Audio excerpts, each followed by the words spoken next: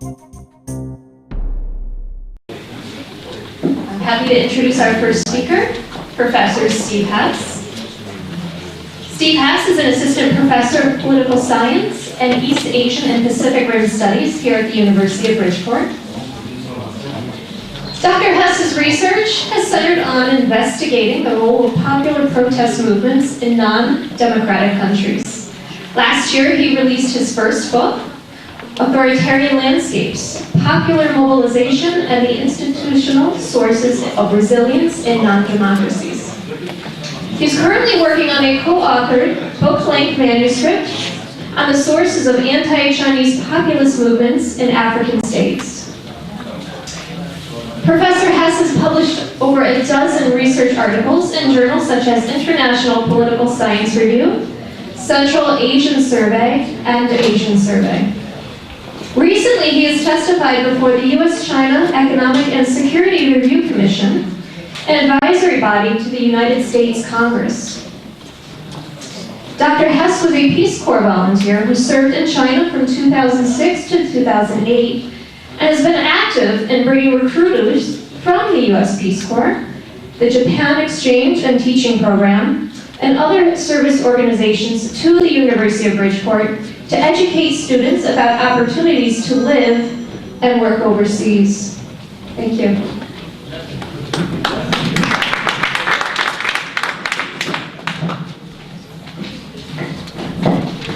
Thank you for the introduction. I'll try to be as brief as possible. I say that to my students every day. It's usually a lie.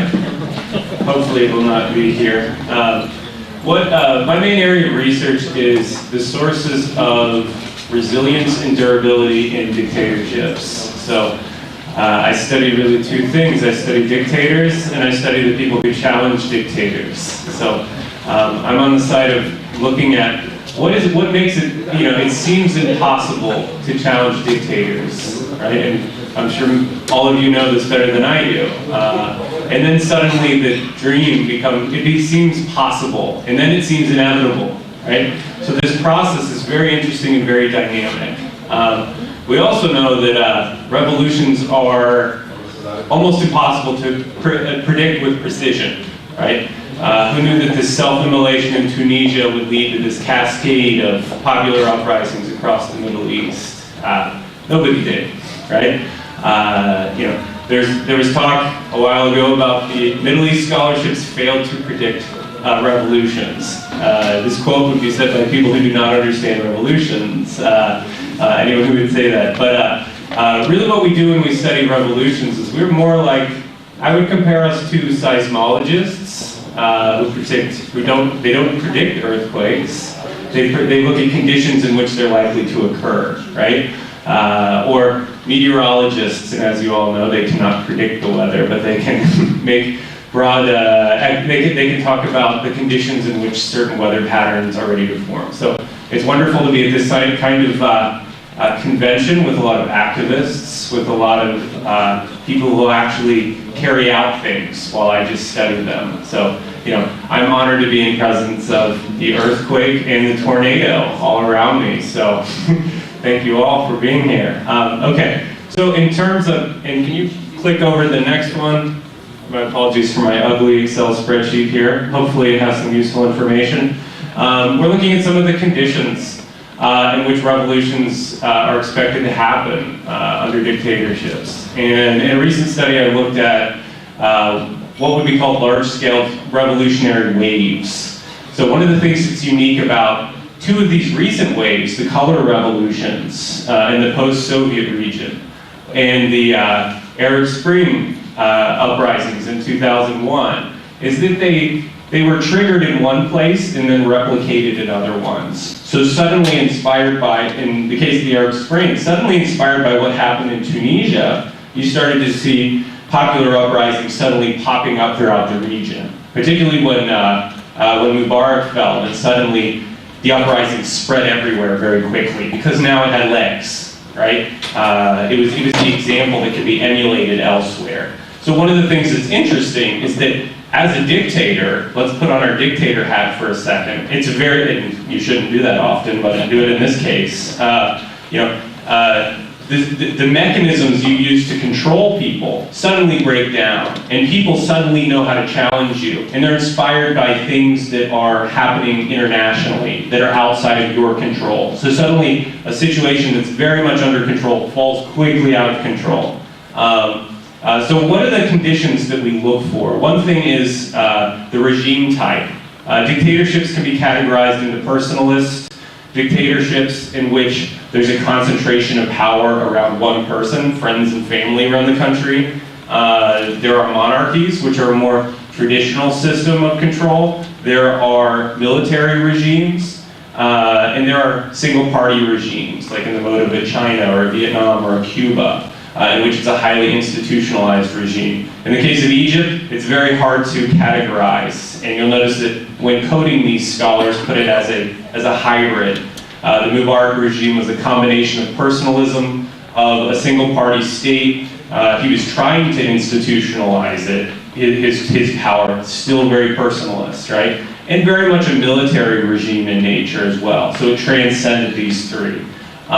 In general, military regimes are the most fragile historically. Single-party ones are the most durable, right? And the other two fall in between. Another predictor, the economy. When dictatorships are not propped up by elections. So when the economy goes bad, the people rise up. That's the expectation you would have. At least in the case of the color revolutions in the Arab Spring, it wasn't a really strong predictor in terms of per capita GDP growth rates in the year before these years of protest. The survivors, it was over 5% GDP growth rate per capita. For the losers, it was about 3% GDP growth rate. So in this case, both were stable, but not in the kind of crisis that we usually see that creates an uprising. Another measure is linkages. These are the connections that countries have to the outside world. Economic linkages, political linkages, social linkages. These were also relatively indeterminate. Using a scale called the KOF Globalization Index, the survivors, their scoring mechanism, 100 is perfectly globalized, 0 is almost completely isolated from the outside world. So survivors were about 53%. The dictators that fell were about 54%. The strongest predictor, there were really two strong predictors that I saw in the study. One was leadership turnovers, and this should sound very familiar. When dictators are healthy, when they are young, when there's the expectation that their grip on power is going to remain long into the future, the people inside of the regime are generally loyal to the leader because the leader provides for their pension, their well-being, right? And they expect that those goodies will remain in place long into the future. So their well-being is closely linked to the survival of it. But when the leader gets sick, when the leader says he's going to retire, when the leader dies and has a successor come in, suddenly there is uncertainty, within the palace, right? And the factions that were hidden behind, and this should sound very hauntingly familiar, the factions that were hidden behind the scene suddenly break out, and you can see them, right? As people are repositioning themselves to try to connect themselves to the successor, whoever that might be. So in this case, the more resilient regimes, there was no leadership turnover. There was no, there was usually a younger leader in place. And if you're just looking at the averages here, the average age of the dictators that were pushed out of power was 68 years old, right? The survivors, a relatively youthful 52 years old, right?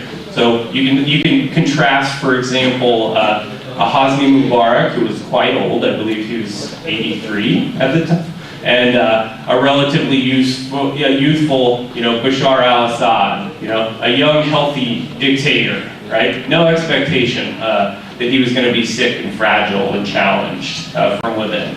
Another one is oil, right? Oil is very useful to a dictator, and this held very true in the Arab Spring and also in the color revolutions. If you are highly dependent on oil, that means you do not have to tax very much, right? And also you have a lot of goodies that you can distribute within your regime, in exchange for loyalty.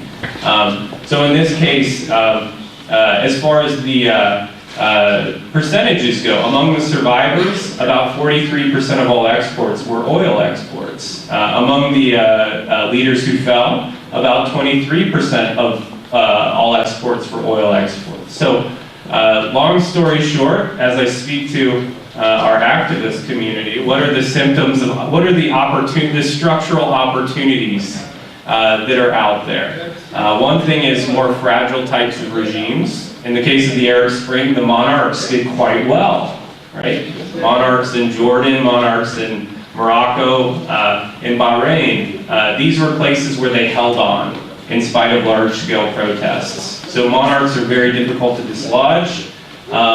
When the great leader gets sick, when the great leader gets old, when you see visible challenges and splits in the leadership, opportunity strikes, right? Then you start questions about, will the government crack down in a unified fashion, or will the soldiers go back to the barracks, perhaps, when the protesters enter the streets? One more minute? Oh, perfect. All right.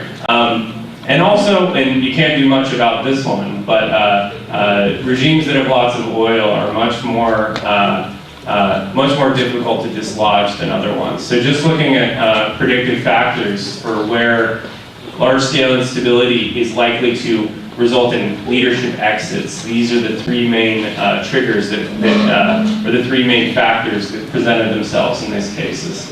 Thank you very much.